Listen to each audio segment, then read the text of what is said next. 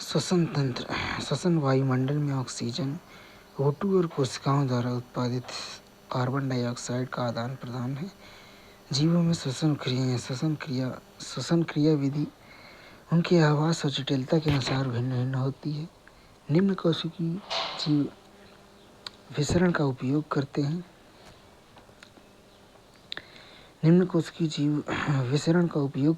कीट श्वास नली का, जलीय और आर्थ्रोपोड और मोलस्का गलफड़ों का, और स्थलीय जीव फेफड़ों का उपयोग करते हैं। कशेरुकी और जीव फेफड़ों के माध्यम से श्वसन करते हैं। कुछ उभयचर अपनी नम त्वचा का उपयोग करते हैं। एरोबिक श्वसन यह ऑक्सीजन की उपस्थिति में होता है जिसमें कार्बन डाइऑक्साइड, पानी और बड़ी मात्रा में ऊर्जा ATP उत्पन्न होती है। अवायवीय श्वसन ये ऑक्सीजन की अनुपस्थिति में होती है जिससे सबसे कम ऊर्जा के साथ लैक्टिक एसिड, यह अल्कोहल और कार्बन डाइऑक्साइड का उत्पादन होता है। मध्य श्वसन प्रणाली, मानव श्वसन प्रणाली, इसमें नाक, ग्रसनी, स्वरयंत्र, श्वास नली, ब्रोंकियोल्स और एल्वियोली शामिल होते हैं। इनमें एक संवाहक भाग नाक छिद्रों में ब्रोंकियोल्स तक है संवाहक भाग, और एक श्वसन भाग एल्वियोल्स से श्वसन तक होता है, जैसे गैस होता है, गैस विनियमन। फेफड़े प्लूरा से ढके होते हैं और श्वसन के लिए डायफ्राम द्वारा सहायता प्राप्त करते हैं। श्वसन की क्रिया विधि, इसमें सांस लेना, अंदर लेना और सांस छोड़ना, बाहर निकालना शामिल। सांस लेते समय डायफ्राम और पसलियों के बीच में मांसपेशियां सिकुड़ती हैं, जिससे छाती का आयतन बढ़ जाता है, दाब कम होता है और वायु अंदर जाती है। सांस छोड़ने के दौरान ये मांसपेशियां शिथिल हो जाती हैं, जिससे आयतन कम हो जाता है और वायु बाहर निकल जाती है। ऑक्सीडेटिव तनाव, शरीर में प्रतिक्रियाशील ऑक्सीजन प्रजातियां ROS और एंटीऑक्सीडेंट के बीच असंतुलन होने पर ऑक्सीडेटिव तनाव उत्पन्न होता है। ROS ऑक्सीजन प्रजातियों अस्थिर अणु होते हैं जो कोशिकाओं, प्रोटीन और DNA को नुकसान पहुंचा सकते हैं, जिससे विभिन्न रोग और मोटापा जैसी समस्याएं उत्पन्न होती हैं। ऑक्सीडेटिव तनाव का संबंध हृदय रोग, मधुमेह, अपक्षयी विकार और कैंसर जैसी स्थितियों से होता है। इस प्रक्रिया को समझने से कोशिकीय उपचारों में महत्वपूर्ण प्रगति हुई है, जिससे एंटीऑक्सीडेंट प्रतिरक्षा को सुदृढ़ करने, इन रोगों को रोकथाम या प्रबंधन किया गया है। परिसंचरण तंत्र, जीवों के विभिन्न समूहों ने अपनी कोशिकाओं को पोषक तत्व, O2 और अन्य आवश्यक पदार्थ प्रदान करने के लिए विभिन्न उपापचयी प्रक्रियाओं के परिणाम स्वरूप उत्पन्न अपशिष्ट और अन्य हानिकारक पदार्थों को बढ़ाने के लिए परिवहन के विभिन्न तरीके विकसित किए हैं। परिसंचरण पैटर्न के दो प्रकार होते हैं। खुला परिसंचरण तंत्र आर्थ्रोपोड और मोलस्का में मौजूद होता है, जिसमें हृदय द्वारा पंप किया गया रक्त खुले स्थानों या शरीर के गुहाओं में जाता है, जिन्हें साइनस कहा जाता है। बंद परिसंचरण तंत्र एनेलिड्स और कॉर्डेट्स में मौजूद होते हैं। इनमें हृदय द्वारा पंप किया गया रक्त होता है, जो रक्त वाहिकाओं में एक बंद नेटवर्क के माध्यम से प्रसारित होता है। सभी कशेरुकियों में पेशीय कक्ष हृदय होता है। एक संक्षिप्त रूपरेखा कशेरुकियों के विभिन्न भागों में परिसंचरण तंत्र की उपस्थिति। मछलियों में एक अलिंद एट्रियम और एक नीले वेंट्रियम के साथ 2 कक्षीय हृदय होता है। मछलियों में हृदय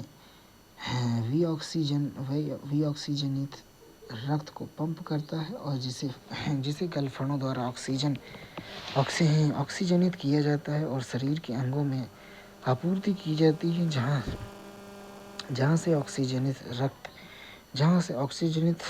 रक्त हृदय में वापस आ जाता है। एकल परिसंचरण उभयचरों और सरीसृपों मगरमच्छों को छोड़कर में 2 अलिंद और 1 निलय के साथ 3 कक्षीय हृदय होते हैं। उभयचरों और सरीसृपों में बाएं अलिंद को गलफड़ों या फेफड़ों या त्वचा से ऑक्सीजन युक्त रक्त प्राप्त होता है और दाएं अलिंद को शरीर के अन्य हिस्सों में ऑक्सीजन रहित रक्त प्राप्त होता है। हालांकि वे एकल निलय में मिश्रित हो जाते हैं, तो जो मिश्रित रक्त अपूर्ण दोहरा परिसंचरण को पंप करता है। मगरमच्छों, पक्षियों और स्तनधारियों में 2 अलिंद और 2 निलय के साथ 4 कक्षीय हृदय होता है। पक्षियों और स्तनधारियों में क्रमशः बाएं और दाएं अलिंद द्वारा प्राप्त ऑक्सीजन युक्त और विऑक्सीजनित रक्त समान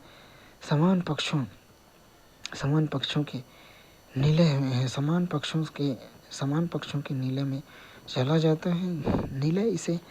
नीले इसे बिना किसी मिश्रण के पंप करते हैं, यानी इन जीवों में 2 अलग-अलग परिसंचरण पथ मौजूद होते हैं, इसलिए इन जानवरों में दोहरा परिसंचरण होता है। मानव परिसंचरण तंत्र यह रक्तवाहिका तंत्र भी कहा जाता है। एक पेशी कक्षीय हृदय बंद शाखाओं वाली रक्तवाहिकाओं और रक्त का एक नेटवर्क होता है जो तरल पदार्थ प्रसारित करता है। हृदय यह वक्ष गुहा में दोनों फेफड़ों के बीच में स्थित होता है, बाईं ओर थोड़ा झुका होता है और एक बंद मुट्ठी के आकार का होता है, जो हृदय को 4 कक्षों में दो अपेक्षाकृत छोटी ऊपरी कक्ष जिन्हें आलिंद कहा जाता है और 2 बड़े निचले कक्ष जिन्हें निलय कहा जाता है सेप्टम नामक दीवारों द्वारा एक दूसरे से अलग किए जाते हैं। हालांकि इसमें से प्रत्येक सेप्टम में एक उद्घाटन वाल्व द्वारा संरक्षित ट्राइकस्पिड या बाइकस्पिड प्रदान किया जाता है, जिसके माध्यम से एक ही तरफ से दो कक्ष जुड़े होते हैं। हृदय में वाल्व कपाट किसी भी प्रतिप्रवाह को रोकने के लिए रक्त के केवल एक दिशीय प्रवाह की अनुमति देते हैं। हृदय की क्रमिक पंपिंग जो चक्रीय रूप से दोहराई जाती है हृदय चक्र कहलाती है। इसमें आलिंद और नीले दोनों के सिस्टोल संकुचन और डायस्टोल विस्तार शामिल होते हैं। हृदय प्रति मिनट 72 बार धड़कता है, बाकी बीट्स प्रति मिनट बीपीएम और हृदय चक्र के दौरान प्रत्येक नीले लगभग 70 मिलीमीटर रक्त पंप करता है, जिसे स्ट्रोक वॉल्यूम कहा जाता है। स्ट्रोक की मात्रा को हृदय गति बीपीएम से गुणा करने पर ऑर्किड या आउटपुट प्राप्त होता है। शरीर में स्ट्रोक की मात्रा के साथ साथ हृदय की गति को बदलने की क्षमता होती है और इस प्रकार कार्डियक आउटपुट भी बदलता है। एक एथलीट का कार्डियक आउटपुट एक सामान्य आदमी की तुलना में बहुत अधिक होगा। रक्त धमनियों, शिराओं और कोशिकाओं के माध्यम से संचारित होता है। धमनियाँ फुफ्फुसीय धमनी को छोड़कर हृदय में परिधि क्षेत्र तक ऑक्सीजन युक्त रक्त ले जाती हैं। नसें फुफ्फुस सिरे को छोड़कर परिधि क्षेत्रों में हृदय तक ऑक्सीजन रहित रक्त ले जाती हैं। कोशिकाएं रक्त और ऊतक कोशिकाओं के बीच पदार्थों के आदान प्रदान को सुगम बनाती हैं। नाइट्रिक ऑक्साइड मानव में उत्पन्न होने वाला एक पदार्थ जो रक्त वाहिकाओं को फैलाता है और रक्त प्रवाह को प्रदान करता है। ये संवहनी विनियमन के लिए आवश्यक है, क्योंकि ये रक्त वाहिकाओं में चिकनी मांसपेशियों को शिथिल करता है, जिसके परिणाम स्वरूप रक्त परिसंचरण में सुधार होता है। उत्सर्जन तंत्र पशु चयापचय संबंधी गतिविधियों और अत्यधिक सेवन के कारण अमोनिया, यूरिया और यूरिक एसिड, कार्बन डाइऑक्साइड, पानी और आयरन Na+K+Cl- फास्फेट, सल्फेट जैसे अपशिष्ट पदार्थों का संचय होता है। इन पदार्थों को शरीर से बाहर निकालना आवश्यक है। उत्सर्जन के प्रकार में अमोनोटेलिज्म, अमोनिया का उत्सर्जन, ये बोनी मछलियाँ, जलीय उभयचरों और जलीय कीटों में आम है। यूरियोटेलिक, यूरिया का उत्सर्जन स्थलीय जीवों के लिए जल संरक्षण हेतु अनुकूलित है। स्तनधारी कई स्थलीय उभयचर और समुद्री मछलियाँ यूरोटेलिक होती हैं। यकृत में अमोनिया यूरिया में परिवर्तित हो जाता है, फिर रक्त में छोड़ा जाता है और फिल्टर किया जाता है और गुर्दे द्वारा उत्सर्जित किया जाता है। यूरिक एसिड का उत्सर्जन सरीसृपों, पक्षियों, स्थलीय पौधों और कीटों में देखा जाता है। यूरिक एसिड गोली या पेस्ट के रूप में उत्सर्जित होता है, जिससे पानी की कमी कम से कम होती है। मानव उत्सर्जन तंत्र, इसमें गुर्दे की एक जोड़ी होती है जो रक्त को छानकर विषाक्त पदार्थ को निकालती है। दो मूत्रवाहिनी होती है जो गुर्दों से मूत्राशय तक मूत्र ले जाती है और मूत्र त्यागने में सहायता करता है। नेफ्रॉन मानव उत्सर्जन तंत्र की मूलभूत इकाई है। ग्लूटियस मैक्सिमस संभवतः सबसे बड़ी मांसपेशी है, लेकिन आपके जबड़े में स्थित मैसेटर मांसपेशी अपने आकार के अनुसार सबसे मजबूत होती है।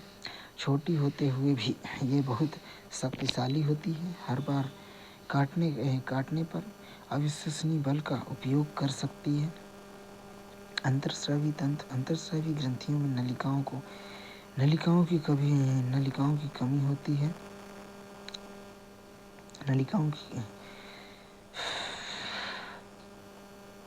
अंतर्स्रावी ग्रंथियों में नलिकाओं की कमी होती है, जिन्हें डक्टलेस ग्रंथियां कहा जाता है और हार्मोन स्रावित करती हैं। हार्मोन गैर पोषक तत्व वाले रसायन होते हैं।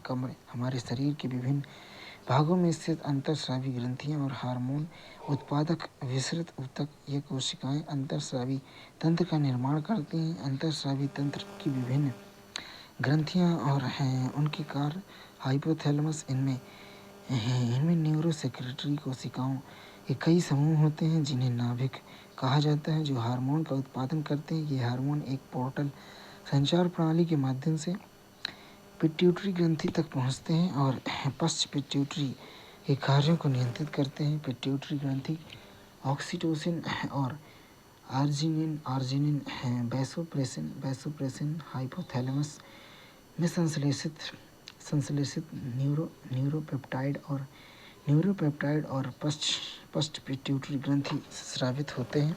पिट्यूटरी ग्रंथि द्वारा उत्पादित अन्य हार्मोन में ग्रोथ हार्मोन, ल्यूटिनाइजिंग हार्मोन और फॉलिकल स्टिमुलेटिंग हार्मोन शामिल है।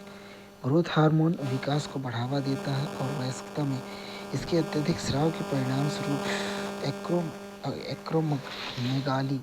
एक्रोमेगाली होता है। बचपन में इसकी लंबाई बढ़ जाती है और इसे विशालता कहा जाता है। ल्यूटिनाइजिंग हार्मोन वृषण पुरुषों में एंड्रोजन के उत्पादन को उत्तेजित करता है और यह ओव्यूलेशन और गर्भाशय में अंडे के आरोपण दोनों में भूमिका निभाकर महिलाओं में मासिक धर्म चक्र की लंबाई और क्रम को विनियमित करने में मदद करता है। ग्रंथाशय थाइमस ग्रंथि थायरॉक्सिन स्रावित करता है, जो भूख और उपापचय को नियंत्रित करता है। थाइमोपोइटिन स्रावित करता है, जो टी कोशिकाओं के उत्पादन को बढ़ावा देता है। थाइमोपोसिन और थाइमोसिन विशेष प्रकार की टी कोशिकाओं को बनाने में मदद करता है। थाइमस ह्यूरल कारक प्रतिरक्षा प्रणाली को सुचारू रूप से कार्य करने में मदद करता है। अग्नाशय इंसुलिन स्रावित करता है। अग्नाशय बी कोशिकाओं बीटा कोशिकाओं द्वारा स्रावित और ग्लूकागोन आइलेट अल्फा कोशिकाओं द्वारा स्रावित जो रक्त शर्करा के स्तर को नियंत्रित और ग्लूकोज हीमोस्टेसिस में महत्वपूर्ण भूमिका निभाते हैं। अधिवक्र ग्रंथियों द्वारा निर्मित हार्मोन में कार्टिसोल एल्डोस्टेरोन एपिनेफ्रिन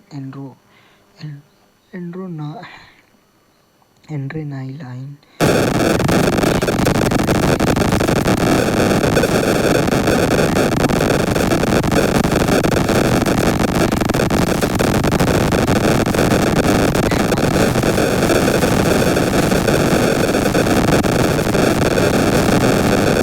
संकुचन को बढ़ाने, मांसपेशियों और मस्तिष्क में रक्त के प्रवाह को बढ़ाने, वायुमार्ग को आराम देने में सक्षम है।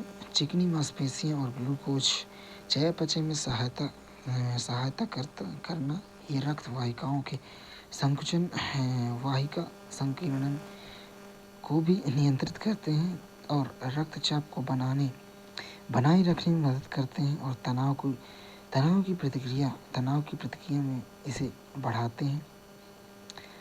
वृषण टेस्टोस्टेरोन स्रावित करते हैं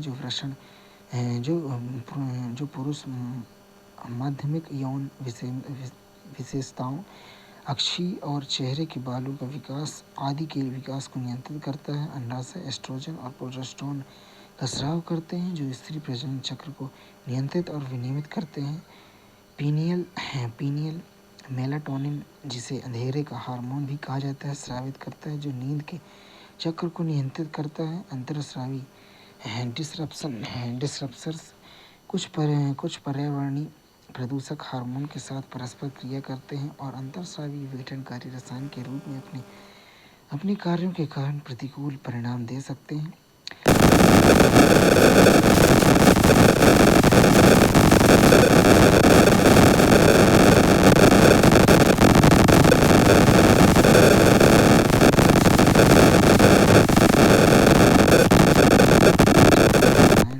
कीटनाशक और शाकनाशी जैसे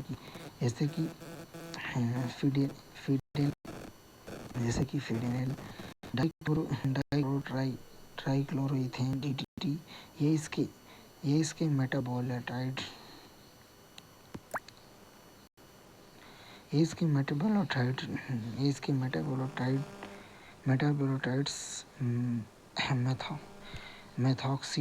मेथॉक्सिलोर बायोसाइड्स, हीट स्टेबलाइजर्स और रासायनिक उत्प्रेरक जैसे कि ट्रिब्यूटिनल,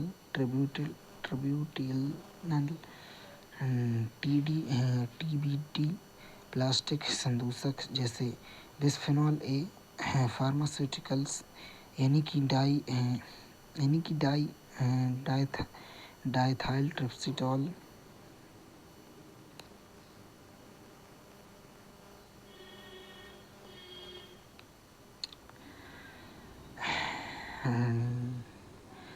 अल्फा एनाइलेस्ट्रेडियोल, EE2 या आहार घटक जैसे कि डाइटोएस्ट्रोजन शामिल है। प्रजनन तंत्र नर और मादा प्रजनन प्रणालियां संरचनात्मक और शारीरिक दोनों स्तर पर मनुष्यों में यौन विभेदन को दर्शाती हैं। प्रजनन प्रणाली को प्राथमिक जिम्मेदारी अलग अलग युग्मकों का उत्पादन करना है, नर शुक्राणु और मादा द्वितीयक अंडाणु। पुरुष प्रजनन तंत्र पुरुष प्रजनन प्रणाली की विशेषताएं शरीर के बाहर स्थित संबंधित शारीरिक संरचनाओं का प्रभुत्व, अंडकोश, लिंग, वृषण, स्त्री प्रजनन अंग। दूसरी ओर स्त्री प्रजनन प्रणाली पूरे शरीर के अंदर स्थित होती है जिसमें योनि, गर्भाशय, फैलोपियन ट्यूब और अंडाशय शामिल होते हैं। अंडाशय द्वितीयक अंडक का उत्पादन करते हैं जो फैलोपियन ट्यूब तक अपनी यात्रा करेंगे, जो हार्मोन द्वारा नियंत्रित होते हैं। पुरुष टेस्टोस्टेरोन की तरह प्रोजेस्टेरोन और एस्ट्रोजन भी हाइपोथैलेमस और पूर्वकाल पिट्यूटरी ग्रंथि के स्तर से नियंत्रित होते हैं। किशोरावस्था यह यौन परिपक्वता की शुरुआत है, जो आमतौर पर लड़कियों के लिए 10 से 14 साल की उम्र के बीच, लड़कों के लिए 12 से 16 साल की उम्र के बीच होता है। यह शारीरिक परिवर्तन का कारण बनता है और लड़कों और लड़कियों पर अलग अलग प्रभाव डालता है। मासिक चर्म मेंस्ट्रुअल साइकिल, इसमें समय समय पर आमतौर पर 28 दिनों में रक्त ऊतक द्रव श्लेष्मा और उपकला कोशिकाओं का निर्वहन शामिल होता है, जो आमतौर पर 4 से 5 दिनों तक रहता है। और एस्ट्रोजन तथा प्रोजेस्टेरोन में अचानक कमी से शुरू होता है। मेनोपॉज को एक महिला किशोरी में पहली मासिक धर्म अवधि के रूप में परिभाषित किया जाता है। रोजोधर्म यह समय जो मासिक धर्म चक्र में समाप्ति का प्रतीक है। तंत्रिका तंत्र कोशिकाओं का एक संगठित समूह है, जो एक नेटवर्क के माध्यम से संवेदी ग्राही में विद्युत रासायनिक उत्तेजनाओं को उस स्थान तक ले जाने के लिए विशिष्ट है जहां प्रतिक्रिया होती है। तंत्र दो सामान्य प्रकार के होते हैं, परिधीय और केंद्रीकृत। विस्तृत या परिधीय प्रकार की प्रणाली में निचले अकशेरुकी जीवों में पाया जाता है। मस्तिष्क अनुपस्थित होता है और न्यूरॉन्स पूरे जीव में एक जाल जैसे पैटर्न में वितरित होते हैं। केंद्रीकृत प्रणाली उच्च अकशेरुकी और कशेरुक में तंत्रिका तंत्र के एक हिस्से की सूचना के समन्वय और प्रतिक्रिया को निर्देशित करने में एक प्रमुख भूमिका होती है। ये केंद्रीकरण कशेरुक में अपने चरम पर पहुंच जाता है, जिसके पास एक अच्छी तरह से विकसित मस्तिष्क और रीढ़ की हड्डी होती है। केंद्रीय तंत्रिका सिस्टम सीएनएस आवेगों को सीएनएस तक तंत्रिका तंतुओं तक द्वारा ले जाया जाता है, जो परिधीय तंत्रिका तंत्र पीएनएस बनाते हैं। यह शरीर का कमांड सेंटर है। न्यूरॉन्स एक सूक्ष्म संरचना है जो तीन प्रमुख भागों में से बनी होती है, अर्थात कोशिकाकाय, डेंड्राइट और एक्सॉन। कोशिका शरीर में विशिष्ट कोशिका अंगक और कुछ दानेदार पिंडों के साथ साइटोप्लाज्म होता है, जिन्हें निस्सल ग्रेन्यूल कहा जाता है। डेंड्राइट न्यूरॉन तंत्रिका कोशिकाओं के प्रक्षेपण और जो अन्य न्यूरॉन्स से संकेत सूचना प्राप्त करते हैं। एक न्यूरॉन से दूसरे न्यूरॉन तक सूचना का स्थानांतरण रासायनिक संकेतों और विद्युत आवेगों इलेक्ट्रोकेमिकल संकेतों के माध्यम से किया जाता है। न्यूरॉन उत्तेजित कोशिकाएं हैं, क्योंकि उनकी झिल्ली ध्रुवीकृत अवस्था में होती है। तंत्रिका झिल्ली पर विभिन्न प्रकार के आयन चैनल मौजूद होते हैं। ये आयन चैनल विभिन्न रसायनों के लिए चयनात्मक रूप से पारगम है। एक तंत्रिका आवेग एक न्यूट्रॉन से दूसरे न्यूट्रॉन तक जंक्शनों के माध्यम से प्रेषित होता है, जिसे सिनेप्स कहा जाता है। एक सिनेप्स एक प्री सिनेप्टिक न्यूरॉन और एक पोस्ट सिनेप्टिक न्यूरॉन की झिल्लियों से बनता है, जो सिनेप्टिक फाक नामक अंतराल से अलग हो भी सकता है और नहीं भी। मस्तिष्क हमारे शरीर का एक केंद्रीय सूचना प्रसंस्करण अंग है और कमांड और नियंत्रण केंद्र के रूप में कार्य करता है। इसे 3 प्रमुख भागों में विभाजित किया जाता है। आकस्मिक अग्र मस्तिष्क जटिल संज्ञानात्मक गतिविधियों, संवेदी और सहचर्य कार्यों और स्वैच्छिक प्रेरक गतिविधियों से संबंधित जानकारी की प्रसंस्करण में केंद्रीय भूमिका निभाता है। मध्य मस्तिष्क यह प्रेरक गति, विशेष रूप से आँखों की गति और श्रवण और दृश्य प्रसंस्करण में महत्वपूर्ण कार्य करता है। यह अन्य क्षेत्रों की तुलना में छोटा होता है। पश्चिम मस्तिष्क यह मेडुला अबोगाटा मॉड्यूला अबोगाडा पोन्स और सेरिबेलम से बना क्षेत्र है और उन कार्यों का समन्वय करता है जो जीवित रहने के लिए जरूरी है। श्वसन लय, प्रेरक गति, नींद और जागना। मस्तिष्करण मेनिंगस से ढका मस्तिष्क खोपड़ी द्वारा अच्छी तरह से सुरक्षित रहता है। मांसपेशी अस्थि तंत्र। मांसपेशियाँ मेसोडर्मल रूप से विशेष ऊतक वयस्कों में शरीर के वजन का 40 से 50% योगदान करते हैं। उत्तेजना से गुणन Ca++ और Na+ जैसे आयन विस्तारशीलता और लोच जैसे विशेष गुण होते हैं। मांसपेशियों के प्रकार। कंकाल की मांसपेशियाँ ये हड्डियों से जुड़ी होती हैं। कंकाल की गतिविधियों के लिए जिम्मेदार और केंद्रीय तंत्रिका तंत्र के परिधीय भाग द्वारा नियंत्रित होती हैं, इसलिए स्वैच्छिक या सचेत रूप से नियंत्रित होती हैं। कई नाभिकों वाला मांसपेशी फाइबर इन मांसपेशियों की मूल इकाई और धारीदार होता है। इसमें अनुप्रस्थ धारियाँ होती हैं और प्रत्येक फाइबर पड़ोसी फाइबर से स्वतंत्र रूप से कार्य करता है। चिकनी मांसपेशी यह रक्त वाहिकाओं, जठरांत्र पथ, मूत्राशय और गर्भाशय जैसे खोखले अतिरिक्त अंगों की दीवारों में पाई जाती है और स्वायत्त तंत्र के नियंत्रण में होती है। अनैच्छिक, धीमी और लयबद्ध होती है।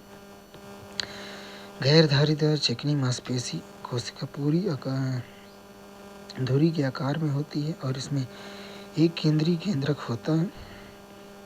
हृदय की मांसपेशी यह हृदय की दीवारों में पाई जाती है भी स्वायत्त तंत्रिका तंत्र के नियंत्रण में होती है। हृदय की मांसपेशी कोशिकाओं में चिकनी मांसपेशी की तरह एक केंद्रीय केंद्रक होता है, लेकिन यह कंकाल की मांसपेशी की तरह धारीदार भी होता है। हृदय की मांसपेशियों का संकुचन अनैच्छिक, मजबूत और लयबद्ध होता है। कंकाल तंत्र। मानव कंकाल एक आंतरिक कंकाल शरीर के लिए एक ढांचे के रूप में कार्य करता है। इसमें रेशेदार संयोजी ऊतक, स्नायु बंधन और टेंडन के बैंड के साथ साथ कई अस्थियां तथा उपास्थियां शामिल होती हैं। मानव कंकाल के दो प्रमुख उपभाग हैं। अक्षीय कंकाल कशेरुकी स्तंभ, रीढ़ और खोपड़ी का अधिकांश भाग शामिल है।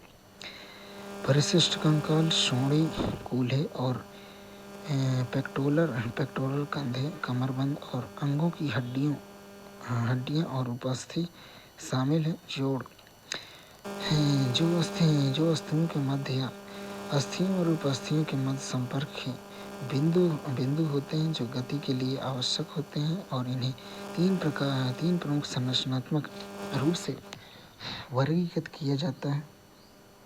रेशेदार जोड़ किसी भी गति को अनुमति नहीं देते हैं और खोपड़ी की सपाट हड्डियों द्वारा दर्शाए जाते हैं जो कपाल बनाने के लिए सिरे से सिरे तक जुड़ते हैं।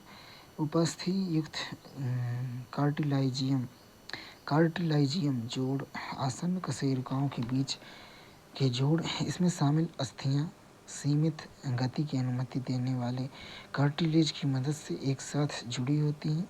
श्लेष्म जोड़ साइनोवियल जॉइंट हरकत और कई अन्य गतिविधियों में मदद करते हैं। दोनों हड्डियों को जोड़कर सतहों की तीव्र द्रव के बीच द्रव से भरी श्लेष्म गुहा की उपस्थिति इसकी विशेषता होती है जो गति में वृद्धि में सहायक होता है। बॉल और सॉकेट जोड़ ह्यूमरस और पेक्टोरल गॉर्डन के बीच कब्जे वाले जोड़, घुटने का जोड़, धुरी जोड़ एटलस और अक्ष के बीच, ग्लाइडिंग जोड़ कार्पल के बीच और सैंडल जोड़ अंगूठे के कार्पल और मेटाकार्पल के बीच। इसके कुछ उदाहरण हैं। एक शिशु के शरीर में लगभग 300 हड्डियां होती हैं और होती हैं और अंततः मिलकर 206 हड्डियां बनाती हैं जो मानव वयस्कों में होती हैं।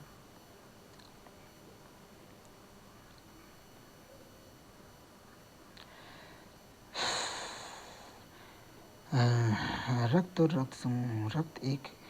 रक्त एक तरल संयोजी ऊतक है जो और परिसंचरण तंत्र का एक सबसे महत्वपूर्ण घटक है। एक स्वस्थ व्यक्ति के शरीर में लगभग 5 लीटर 12 पिंट रक्त संचारित होता है। रक्त का संगठन प्लाज्मा यह एक चिपचिपा तरल पदार्थ है जो रक्त का लगभग 55% होता है। प्लाज्मा में थोड़ी मात्रा प्रोटीन, फाइब्रिनोजन,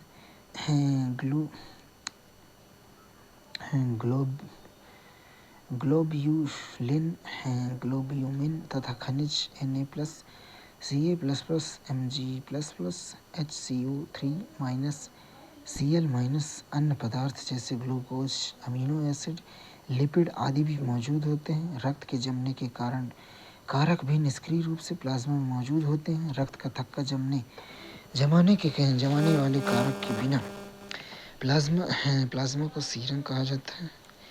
गठित तत्व एरिथ्रोसाइट्स लाल रक्त कोशिकाएं सबसे प्रचुर मात्रा में पाई जाती हैं। लाल अस्थि मज्जा में बनती हैं। जैसे गैस परिवहन लाल अस्थि मज्जा में बनते हैं। गैस परिवहन के लिए हीमोग्लोबिन युक्त होती हैं। जीवन काल लगभग 120 दिन होता है। ल्यूकोसाइट श्वेत रक्त कोशिकाएं ये रक्त की मात्रा को लगभग 1% हिस्सा बनाती हैं। ये रंगहीन होती हैं। इसमें केंद्रक होता है। इन्हें ग्रेन्युलोसाइट या न्यूट्रोफिल,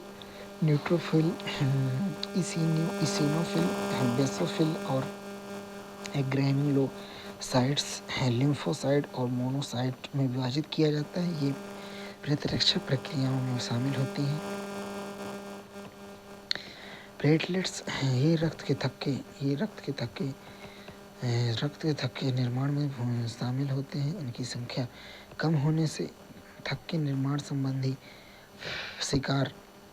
विकार हो सकते हैं। एबीओ रक्त समूह प्रणाली। एबीओ वर्गीकरण का आधार 2 एंटीजन ए और एंटीजन बी लाल रक्त कोशिकाओं की सतह पर एंटीजन की उपस्थिति या अनुपस्थिति और प्लाज्मा में उपस्थित एंटीबॉडी के आधार पर एबीओ वर्गीकरण प्रणाली को 4 प्रकारों में वर्गीकृत किया गया है। रक्त समूह एरिथ्रोसाइट्स की सतहों में आनुवंशिक रूप से निर्धारित एंटीजन एग्लूटिनोजन कहा जाता है का वर्गीकरण होता है जो मानव आबादी के विशिष्ट संयोजनों में होता है। रक्त समूह लाल रक्त कोशिकाओं एरिथ्रोसाइट्स की सतहों पर एंटीजन में विरासत से मिले अंतर के आधार पर रक्त वर्गीकरण है। एबीओ रक्त समूह और दाता अनुकूलता। Group A blood group A RBC का एंटीजन ए प्लाज्मा में एंटीबॉडी बी और दाता समूह ए और बी को दे सकता है। रक्त ब्लड समूह बी आरबीसी में एंटीजन बी होगा, प्लाज्मा में एंटीबॉडी ए होगी और दाता समूह बी और ओ होगा। ब्लड समूह A B RBC antigen A और बी और प्लाज्मा में एंटीबॉडी 0 होंगी और दाता समूह ए और बी और ओ। ब्लड ग्रुप ओ आरबीसी पर एंटीजन 0 होंगे, प्लाज्मा में एंटीबॉडी ए बी, दाता समूह ओ। एंटीजन और एंटीबॉडी का अर्थ। रक्त समूह का नाम एंटीजन पर आधारित होता है। एक विशेष रक्त समूह में एंटीबॉडी होते हैं जो एक विशेष एंटीजन पर हमला करते हैं। उदाहरण के लिए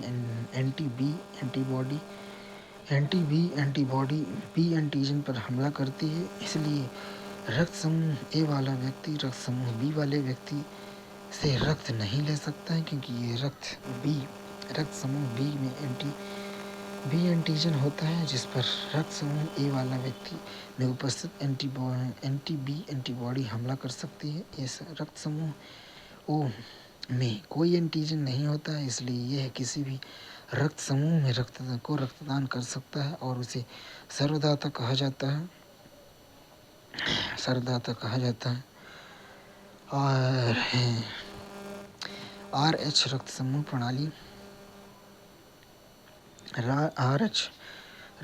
प्रणाली लगभग 2/3 लाल रक्त कोशिकाओं की सतह पर तीसरा एंटीजन होता है जिसे आरएच फैक्टर या आरएच एंटीजन के नाम से जाना जाता है। यही 2/3 लाल रक्त कोशिकाओं की सतह पर तीसरा एंटीजन आरएच फैक्टर या आरएच एंटीजन के नाम से जाना जाता है। यही निर्धारित करता है कि समूह पॉजिटिव या नेगेटिव। यदि आरएच कारक मौजूद है तो व्यक्ति रीसस पॉजिटिव आरएच प्लस होता है। यदि आरएच कारक अनुपस्थित हो तो व्यक्ति रीसस नेगेटिव आरएच माइनस होता है, क्योंकि वे आरएच एंटीजन का उत्पादन करते हैं। जीवों का वर्गीकरण के क्रम में 7 मुख्य श्रेणियां हैं जो घटते क्रम में इस प्रकार और जगत संघ या विभाग हैं। उपविभाग वर्ग गण और कुल वंश और प्रजाति। 5 जगत वर्गीकरण 5 किंगडम क्लासिफिकेशन। आर.एच. व्हिटेकर ने वर्ष 1969 में 5 जगत वर्गीकरण का प्रस्ताव रखा था। उनके द्वारा वर्गीकृत जगतों को मोनेरा, प्रोटिस्टा, कवक, पादप और जंतु नाम दिया था। 5 जगत वर्गीकृत की विशेषताओं में कोशिका प्रकार में मोनेरा में प्रोकैरियोटिक, प्रोटिस्टा में यूकैरियोटिक। कोशिका प्रकार मोनेरा में प्रोकैरियोटिक कोशिका होती है। मोनेरा कोशिका भित्ति है नॉन सेलुलोसिक बहुशर्करा प्लस अमीनो एसिड से बनी होती है। नाभिकीय झिल्ली अनुपस्थित होती है। शरीर संगठन में कोशिकीय है। पोषक विधि में स्वपोषी, श्वसन संश्लेषक या प्रकाश संश्लेषक तथा स्वपरपोषी मतलब जीवी और परजीवी भी होते हैं। प्रोटिस्टा में यूकैरियोटिक कोशिका होती है। कुछ कोशिका भित्ति कुछ में उपस्थित होती है। नाभिकीय झिल्ली उपस्थित होती है प्रोटिस्टा में। शरीर संगठन कोशिकीय होती है प्रोटिस्टा में। पोषक विधि स्वपोषी, प्रकाश संश्लेषण और परपोषी प्रोटिस्टा होते हैं। कवक यूकैरियोटिक कोशिका होती है। कोशिका भित्ति उपस्थित सेल्यूलोज से बनी होती है और नाभिकीय झिल्ली कवक में उपस्थित होती है। शरीर संगठन मल्टी सेलुलर या लचीला कवक होता है। कवक परपोषी, मृतोपजीवी या परजीवी होता है। पादप यूकैरियोटिक होते हैं। यूकैरियोटिक प्रकार कोशिका होती है, उसमें कोशिका भित्ति सेलुलोज की होती है, उपस्थित होती है और नाभिकीय झिल्ली उपस्थित होती है। ऊतक अंग शरीर संगठन में पादप में ऊतक अंग होते हैं और पादप में स्वपोषी प्रकाश संश्लेषण होता है। जंतु यूकैरियोटिक कोशिकाएं होती हैं। कोशिका भित्ति अनुपस्थित होती हैं और कोशिका नाभिकीय झिल्ली उपस्थित होती है। जंतु कोशिकाओं में शरीर संगठन में ऊतक अंग और अंग प्रणाली होती है। जंतुओं में पोषण विधि परपोषी होते हैं। हेलोजोइक और मृतोपजीवी आदि। मोनेरा जगत किंगडम मोनेरा। बैक्टीरिया मोनेरा जगत का एकमात्र सदस्य है।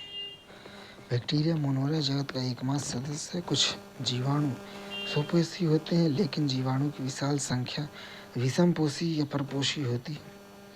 माइक्रोप्लाज्मा ऐसे जीव जिनमें पूरी तरह से कोशिका भित्ति का अभाव होता है। ये ज्ञात सबसे छोटी जीवित कोशिकाएं जो ऑक्सीजन के बिना भी जीवित रह सकती हैं।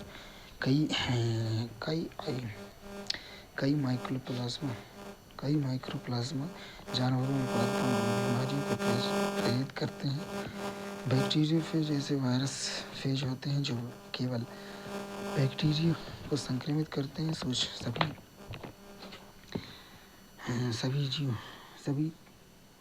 सभी सूक्ष्म जीव को नहीं, विश्व स्तर पर लगभग 10 की घात 31 फेज मौजूद हैं, जिनमें महासागरों में वायरस और बैक्टीरिया का अनुपात 10:1 है। महासागरों में वायरस 10 और 1 अनुपात महासागरों में बैक्टीरिया। प्रोटिस्टा जगत किंगडम प्रोटिस्टा सभी एक कोशिकी यूकेरियोटिक को प्रोटिस्टा जगत के अंतर्गत रखा जाता है। प्रोटिस्टा जगत के सदस्य मुख्यतः जलीय होते हैं। प्रोटिस्टा कोशिकाएं शरीर में एक सुस्पष्ट केंद्रक और अन्य झिल्लीबद्ध अंगक होते हैं। उदाहरण के लिए अमीबा, पैरामीशियम, प्लाज्मोडियम, मलेरिया का परजीवी प्लाज्मोडियम है। कवक जगत किंगडम फंगाई कवक बहुकोशिकीय होते हैं, जिनमें एक कोशिकीय भित्ति काइटिन से बनी और एक केंद्रक सहित अंगक होते हैं, लेकिन कोई क्लोरोप्लास्ट नहीं होता है कवक में। इसके पास गति के लिए कोई तंत्र नहीं होता है। मशरूम इसी संघ से संबंधित है कवक से। ये मृतोपजीवी अपघटक परजीवी या सैप्रोफिलिक गोबर पर उगने वाला है। पादप जगत किंगडम प्लांटी इसमें सभी यूकेरियोटिक प्लस क्लोरोफिल युक्त पादप शामिल होते हैं। कुछ सदस्य आंशिक रूप से विषमपोषी होते हैं, जैसे कि कीटभक्षी पादप या परजीवी ब्लैक ब्लेंडरवॉर्ड और वीनस फ्लाई ट्रैप कीटभक्षी पादपों के उदाहरण हैं। और अमरबेल कुष्ठकुटा एक परजीवी पैरासाइट है। द्विपर्यायी डायड्रोमस मछलियाँ जंतु के लिए ताजे और खारे पानी के बीच प्रवास करती हैं। एनोड्रोमस प्रजाति जैसे कि सैल्मस हिल्सा समुद्र में रहती हैं और ताजे पानी में अंडे देती हैं, जबकि कैटाड्रोमस प्रजातियाँ जैसे यूरोपी ईल ताजे पानी में रहती हैं, समुद्र में अंडे देती हैं। पादप जगत वर्गीकरण की बात करें तो पादप में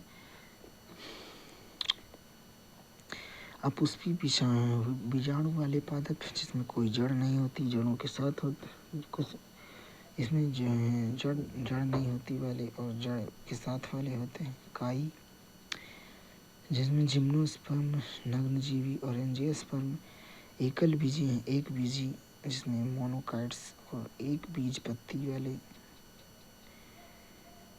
डाइकोट्स होते हैं।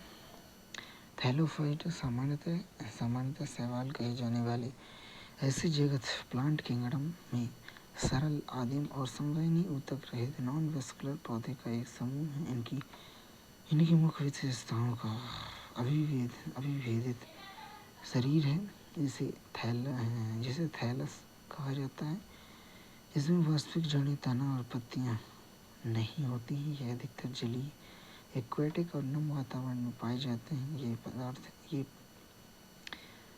पृथ्वी पर कार्बन डाइऑक्साइड के प्रमुख स्थिरीकरणकर्ता फिक्सर्स और पृथ्वी पर होने वाले कुल प्रकाश संश्लेषण का लगभग 50% इन्हीं के द्वारा किया जाता है। सामान्य उपकरण में क्लैमिडियम मोनोस, स्पाइरो गैरा और सरगासम और पोरीफायरा होते हैं। ब्रायोफाइट्स में विभिन्न प्रकार के काई और लीवरबर्ड्स शामिल हैं, जो आमतौर पर पहाड़ियों में नम छायादार क्षेत्रों में पाए जाते हैं। ब्रायोफाइट्स को पादप जगत का उभयचर भी कहा जाता है, क्योंकि ये पादप मिट्टी में रह सकते हैं, लेकिन यौन प्रजनन के लिए जल पर निर्भर होते हैं। उनमें वास्तविक जड़ों, तनों या पत्तियों का अभाव होता है। उनमें जड़, पत्ती और पत्ती जैसे या तने जैसी संरचना हो सकती है। टेरिडोफाइट्स का उपयोग औषधीय प्रयोजनों के लिए किया जाता है। इन्हें सजावटी पादपों के रूप में भी जाना जाता है। विकासात्मक रूप से ये संवहनी ऊतक जाइलम फ्लोएम युक्त पौधे युक्त पहले स्त्री पादप हैं। टेरिडोफाइट। जिम्नोस्पर्म। जिम्नोनग्न स्पर्म बीज ऐसे पादप जिनमें बीजांड कभी किसी भी अंडाशय की दीवार से घिरे नहीं होते हैं और निषेचन से पहले और बाद में दोनों समय खुले रहते हैं। बीज ढके हुए नहीं होते हैं अर्थात नग्न होते हैं। बीज जिम्नोस्पर्म में मध्यम आकार के पेड़ या ऊंचे पेड़ और झाड़ियाँ शामिल हैं। उदाहरण के लिए साइकस, पाइनस और जिंकगो। आवृतबीजी एंजियोस्पर्म। इन्हें फूल वाले पादप भी कहा जाता है। परागकण पॉलन ग्रेन और बीजांड ओव्यूल्स विशेष संरचनाओं में विकसित होते हैं जिन्हें फूल कहा जाता है। फूल में नर जनन अंग पुंकेसर स्टेमन होता है। प्रत्येक पुंकेसर के सिरे पर परागकोश एंथर के साथ एक पतला जंतु उपस्थित होता है। फूल में मादा जनन अंग स्त्रीकेसर पेस्टिल है। स्त्रीकेसर के आधार पर अंडाशय ओवरी एक लंबी पतली वर्तिका सिलेंडर स्टाइल और एक वर्तिकाग्र स्टिग्मा होता है। आवृतबीजी पादपों के बीज फलों से घिरे रहते हैं और एंजियोस्पर्म बिना विभिन्न प्रकार के पर्यावरण में पाए जाने वाले पादपों का एक बड़ा समूह है। जब किसी पेड़ की छाल को उसके आधार के पास चारों ओर से गोलाकार तरीके से काटा जाता है तो वह धीरे धीरे सूख जाता है, मर जाता है, क्योंकि जड़ें ऊर्जा से वंचित रह जाती हैं। लाइकेन जो खुले चट्टान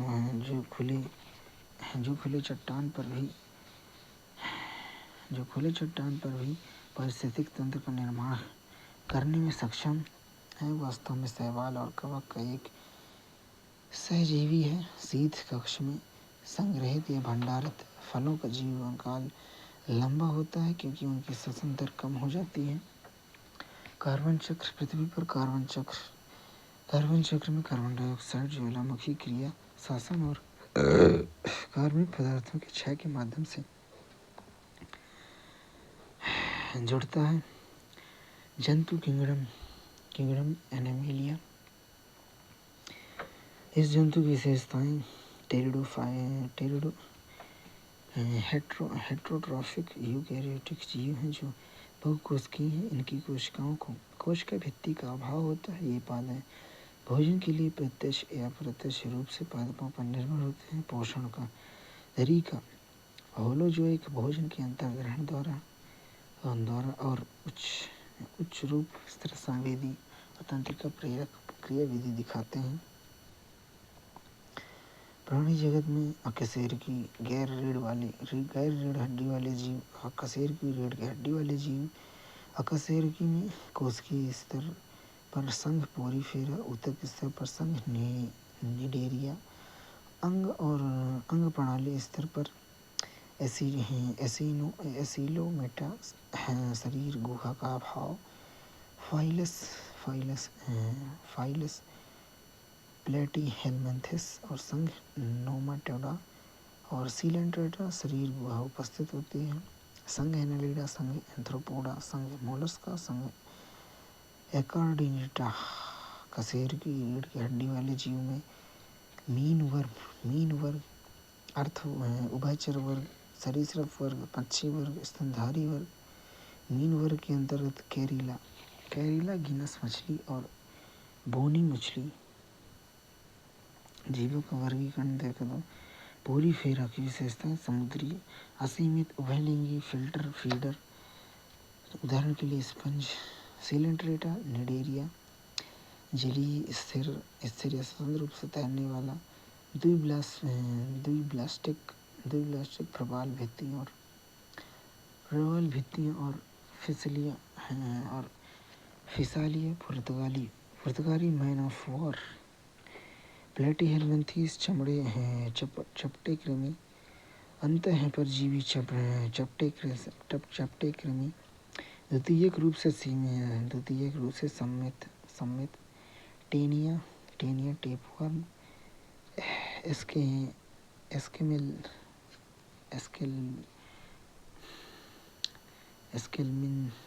एस्केलमेंथीज गोल कृमि जिनमें नर और मादा अलग अलग होते हैं। एस्केलमेंथीज गोल कृमि, एलिनीडा